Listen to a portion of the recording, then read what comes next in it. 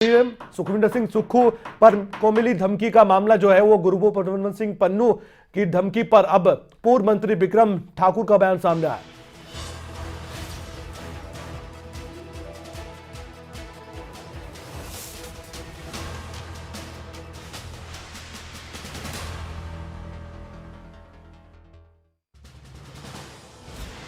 बाहर बैठकर गीदड़ बखिया देना जानते हैं पन्नू, और हिम्मत है तो हिमाचल आए पन्नू। मुख्यमंत्री को लेकर जो भी बात बोली है वो गलत है। हमारे साथ प्रदीप जुड़े हुए हैं। उससे पहले हम आपको वो प्रतिक्रिया सुनवाते हैं जो पूर्व मंत्री ने दी है इस पूरे मामले पर। उसके बाद प्रदीप ठाकुर के पास एक वर्षे से आपको लिए चलेंगे।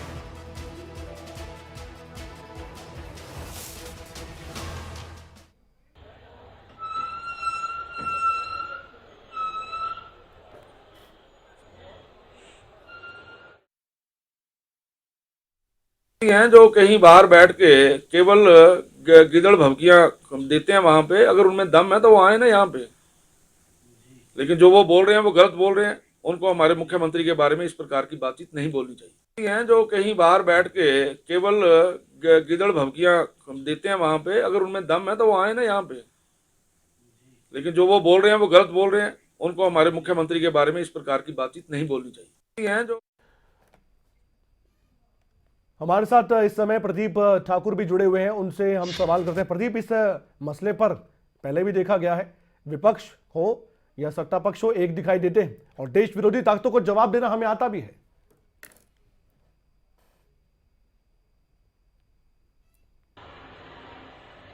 बिल्कुल, देखिए, इसी से जुड़ा ये बयान है क्योंकि ये देश विरोधी ताकतें हैं, बाहर बैठकर दहशत फैलाने की, सेंसेशन क्रिएट करने की कोशिशें करते हैं। तो उसको लेकर ही पूर्व मंत्री बिक्रम सिंह ने ये तंज जो है यहाँ पर कसा है, कटाक्ष भी, चुनौती भी दी है कि आप यहाँ पर आए हिमाचल में और दिखाएं कि हम क्या कर सकते हैं। लेकिन एकजुटता का प्रदर्शन हम कह सकते हैं। जब भी ऐसी ताकतें हावी होने की कोशिश करती है तो फिर वहाँ पर कोई पॉलिटिकल विचारधारा नहीं मायने रखती है। वहाँ पर फिर एक सत्ता पक्ष हो चाहे विपक्ष हो, वो एक होते हैं। और ऐसा ही एक मैसेज देने की कोशिश यहाँ बिक्रम सिंह ने की है कि जो हमारे मुख्यमंत्री में कहा गया है वो गलत है, और बाहर बैठकर इस तरह की गिरदड़ भभकियां जो है वो पन्नू देता रहता है। और पहले भी इस तरह के प्रयास हिमाचल में किए गए हैं, कोशिशें डराने की भी हुई हैं। पूर्व में हमने देखा, पूर्व सरकार के समय धर्मशाला विधानसभा के गेट के बाहर एक झंडा लगाया जाता है और उसमें खालिस्तान जिंदाबाद लिखा जाता है, और हालांकि उस मामले में गिरफ्तारियां भी होती हैं। लेकिन एक तरह से जो ये सेंसेशन क्रिएट करने की कोशिश की जाती रही है, क्योंकि पहले भी इसको हिमाचल में ज़्यादा गंभीरता से नहीं लिया गया है। बहुत पहले इस तरह के कई इलाकों में कह सकते हैं कि पत्थरों पर लिखा हुआ मिलता था, खालिस्तान जिंदाबाद के नारे मिलते थे, और कई जगह इस तरह के पोस्टर मिलते थे।